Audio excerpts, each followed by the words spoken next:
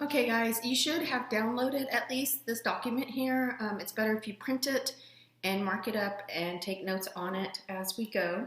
As you can see, the title is Nerding It Up. I need two glasses. An Introduction to the Principles of Morals and Legislation, excerpts drawn from an original text of Jeremy Bentham. So I never have you read original text on your own. In philosophy, it can be very difficult and frustrating. What you're getting in the reading from the ebook is a philosopher's explanation or lecture on a given theory. So I chose the book, as I've said, because it's very accessible. So you've already gotten a lecture on a version of utilitarianism called Act or Classic Utilitarianism by Jeremy Bentham, and the author also included some original excerpts, some of which we might look at again within this excerpt. Because the original text can be challenging, I never have you read it completely on your own or without an introduction. So here what we're going to be doing is we're going to be taking a look at some of the same paragraphs that might have been included in your ebook reading, but also some additional paragraphs as well, and we're going to be analyzing them just a little bit more. Now, remember, it's always important to practice intellectual empathy and intellectual perseverance when trying to understand something, and remember that intellectual empathy is really important when trying to understand a theory, because you're trying to get inside the thinking or the point of view of that philosopher. Whether you agree or disagree with a given philosopher, it doesn't matter. You still have to have intellectual empathy to see how they set up their reasoning, how they set up their arguments. So we're going to be looking at the why and how of Jeremy Bentham's version of utilitarianism. From the reading, you know that he came up with a version that has come to be known as Act or Classic Utilitarianism.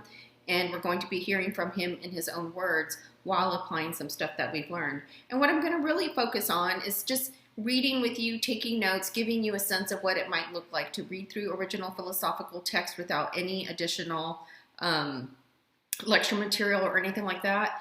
But we're also going to highlight fundamental and powerful concepts named in his explanation as he gives us, his why and how of his theory in his own words. And we're also going to be taking note of the moral statements and non-moral statements to see how his different beliefs and different presuppositions link up together to get to what he calls the principle of utility.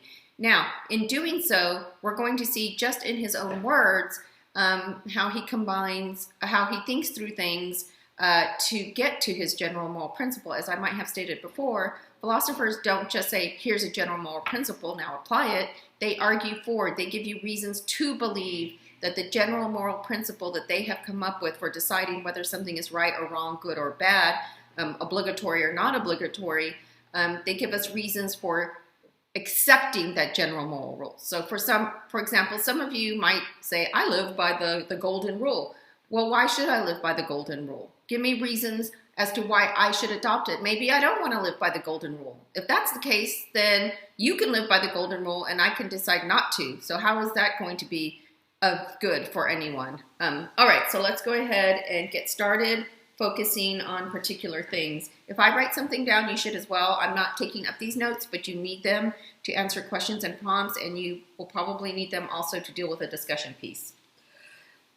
So as you can see, the title says An Introduction to the Principles of Morals and Legislation. So really what he's talking about here are moral principles. Principles that can tell us something about right and wrong with respect to legislation. So he thinks that the reasoning that he's giving and for the moral principle that he's going to come up with is somehow should connect to what? Law, and how we come up with laws, and how we govern society, and how we establish a society, and hence how citizens, individual, but also society and people who work in government choose, act, and decide. All right, so I've highlighted at the top some very important concepts, words that he uses that you may not be that familiar with. So sovereign means possessing supreme or ultimate power. Subjection refers to the state of being under the control of something, someone besides oneself. And abjure means to solemnly renounce. It's really these two that we're going to be most concerned about in this set of paragraphs. So he says, nature has placed mankind under the governance of two sovereign masters. So see, the key words here would be nature, mankind, governance, and then, of course, sovereign masters. Sovereign masters being those who possess supreme or ultimate power over what kind of beings? Mankind. So human beings. So you should write the word here, human beings. And by nature, he means just not like supernatural. So he's nature. When philosophers use the word natural or nature and supernatural, they're making a distinction between beliefs that have to do with maybe believing in a god or immaterial substance. They're talking about the biological, physical, or physiological, chemical world that can be observed through our senses. So it's in virtue of our DNA, our biochemical, physiological nature as human beings that we are under the governance of two sovereign masters. And of course, those sovereign masters are what? Pain and pleasure. It is for them alone to point out what we ought to do, as well as determine what we shall do. So you can see that he thinks that what he's doing here then is he's saying, look, he's exposing his metaphysical assumptions, right, or presuppositions at the very onset. He's saying, here's what you've got to understand about the metaphysical reality of human beings. And that is that they're governed by what? Pain or pleasure.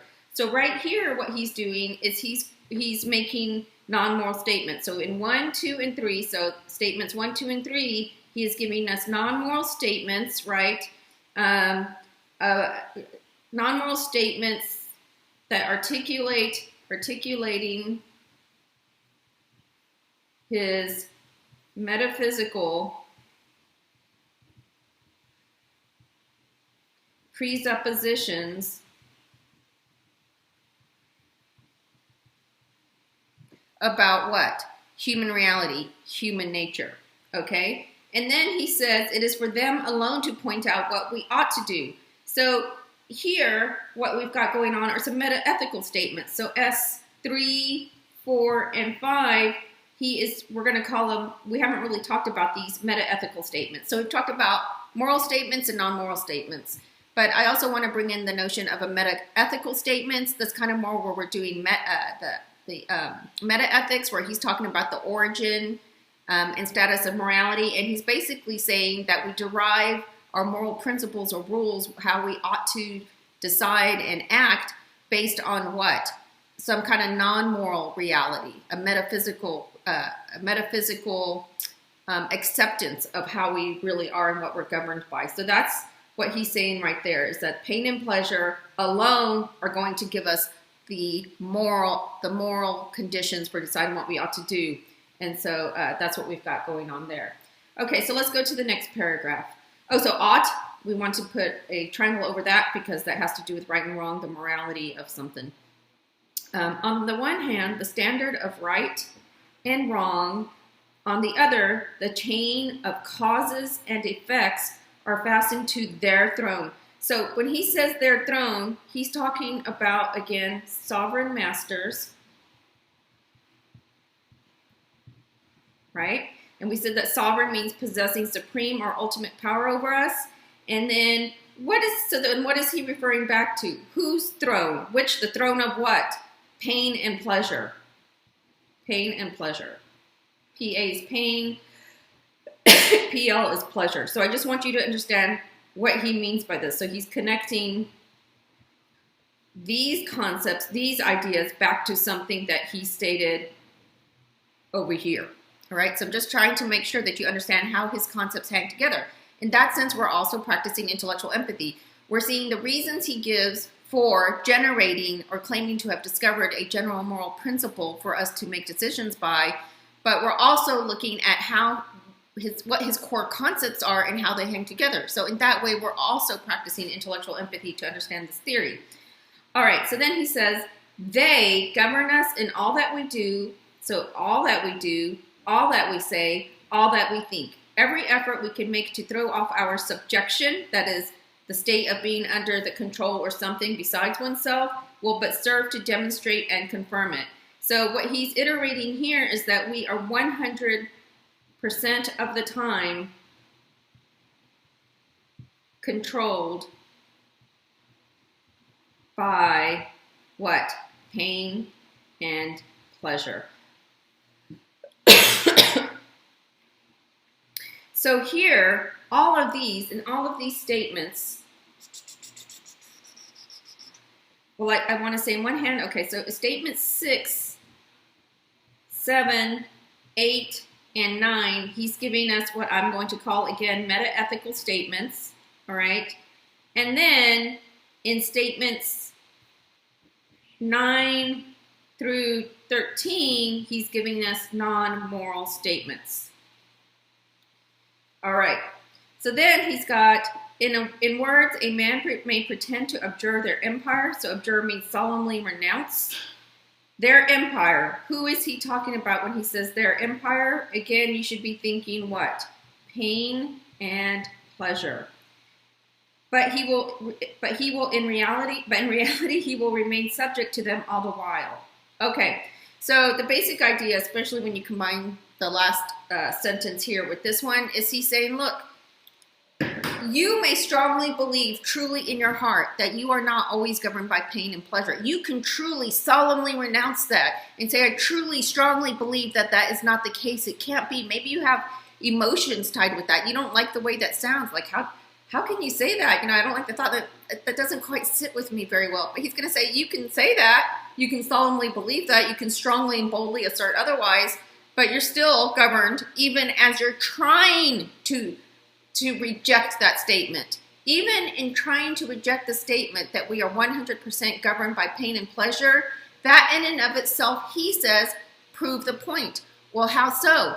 It is because you dislike the idea of being controlled of pain and pleasure all the time that you want to reject that metaphysical presupposition about human reality, right? It bothers you so much to think that you are governed by pain and pleasure all the time, that that's a metaphysical true reality about us, that it pains you to think that way.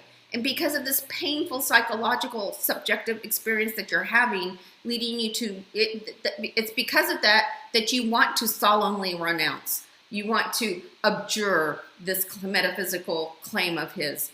That's why he thinks it proves the case, because it's this painful subjective psychological experience with the idea that we're completely governed by pain and pleasure, that you are trying to renounce it in the first place. So then you just prove it, okay? So moving on, he says, but in reality, okay, so we already got that. The principle of utility recognizes the subjection. So again, the subjection is what? To what? Pain and pleasure. And assumes it for the foundation of that system. Okay, so again, here's the word foundation. Remember that I told you that normative ethics has to do with an attempt to establish a set of rules, principles, or values that we can use to make moral judgments about the rightness and wrongness of past, future, and present decisions, actions, and choices. Well, here you've got him explicitly using the word foundation. In other words, I think I have found the foundation for the rule that I'm going to come up for us to live by and use in making decisions of matters of moral significance and evaluating decisions that were made in the past of moral significance. So what is at the foundation of this system? He says the principle of utility recognizes the subjection. Subjection to what? Up here he said subject to them all the while. So again, what is their, them, right? And this all pointing to, and really we could have done it like this, pain and pleasure, pain and pleasure. Isn't that just what he said at the beginning? All right, so then we've got with, so 14 and 15 and 16, he's just iterating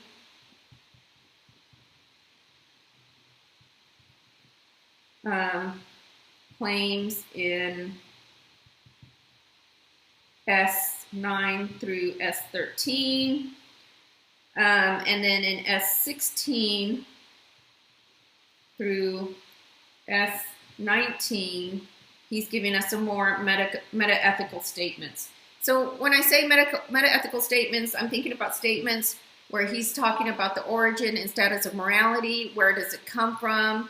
How do we use these presuppositions about the origin and status of morality, or thinking, and starting to make initial connections to something that will become a moral claim or a moral statement. So there are no moral statements in here. There are no moral statements in here They're either non-moral statements, metaphysical statements, so non-moral statements that are of a metaphysical nature, presenting metaphysical presuppositions or claims, or they're meta-ethical statements. They're not moral statements as such, as has been defined in this class, but they're talking about morality.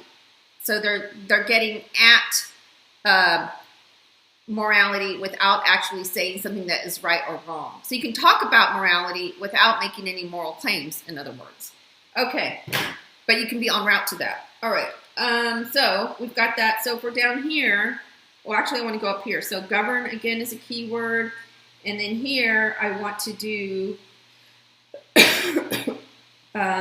foundation is going to be a key word. And then, of course, here I want to point out that here he is naming his general moral principle. Again, he is naming the general moral principle, but he has not yet told us what the moral principle is. So nowhere on this page, in these 3 paragraphs, has he made a moral statement.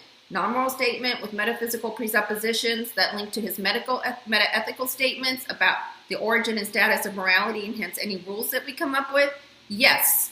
Has he named a moral rule? Yes. Has he presented to us what the moral rule is? No. So there are no moral statements of any kind in this passage yet. But we have highlighted another key concept, and of course, here he keeps referencing without actually naming them the core concepts that he started off with, or 2 of them, which are what? Pain and pleasure. All right, so let's go ahead and go to our last 2 paragraphs. So the principle of utility, got to nerd up again, give me a second.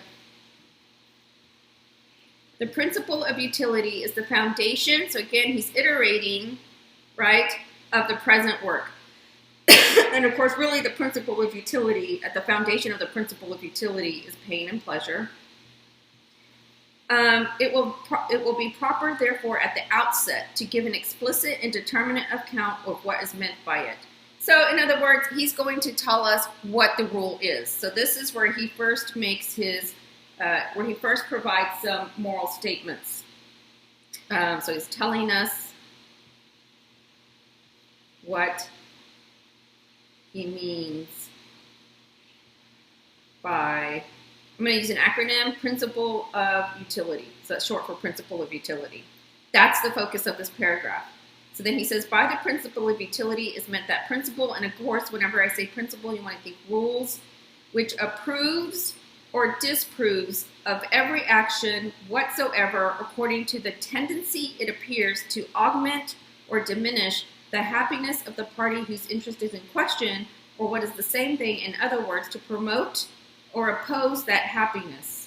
I say of every action whatsoever, and therefore not only of every action of private individual, but of every measure of government. So again, this rule that he comes up with applies not only to individual decisions, choices, and behaviors and actions, but also government.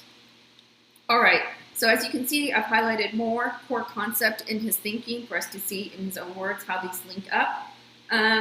Notice that he says approves or disapproves of every action, but you can also think choice, decision, behavior, whatsoever, according to tendency. So 2 words to think of with the words tendency are probability or likelihood. And then this one for action, I also want you to be thinking decisions, actions, behaviors, and whatnot.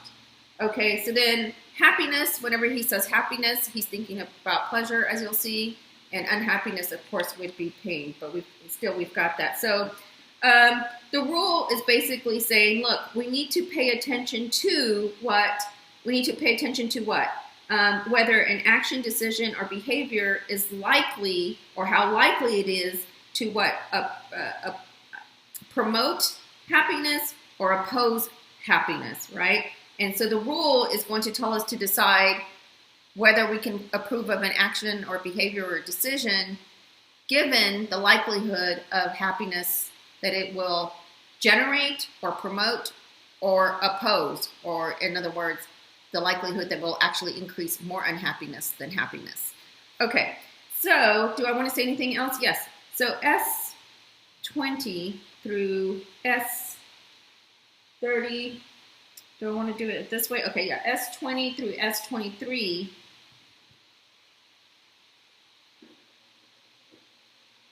right here, these are non-moral statements. So he's kind of contextualizing, setting up his paragraph. And then from S23 to S33, he's not actually giving us moral claims, but he's getting closer to it. So he hasn't actually told us what the rule says, like as a one-liner, and we're going to get that, and you saw that in the reading, but I'm going to give you a different version. But he is getting there. So we're going to call these meta-ethical statements. So lines 23 through lines S3. I mean, what is it? 33, meta-ethical statements. All right, so last paragraph, by utility is meant that property. Oh, all right, so now he's going to focus on just one word naming a fundamental and powerful, from now on F&P for the rest of the semester, word naming a fundamental and powerful concept in operating in his moral GMP, his general moral principle, which he has named, but hasn't given to us as what we would call like a rule. But he's getting at it here in terms of a single claim. All right, so by utility is meant. So now he's going to focus in. So here he focused on the rule in general. He's starting to elaborate on it and tell us what it means, what it entails. Here he's focusing on just one word in the name of his principle of utility. Okay, is meant that property in any object whereby it tends to, so there's that word tends again, whereby it's likely to produce benefit, advantage, pleasure, good, happiness. All this in the present case comes to the same thing. In other words, all of these words, benefit, advantage, pleasure, good, happiness, are basically synonyms referring to the same kind of thing. And then he has here, or what comes again to the same thing, to prevent the happening of mischief, pain, evil, or unhappiness. So again, all of these things are basically synonyms for what he's pointing to. All right, so then we've got those items there, and here in statements 34 through 42, he's got some more meta-ethical statements. He's talking to us about the meaning of some concepts that have to do with his moral thinking and his moral thought.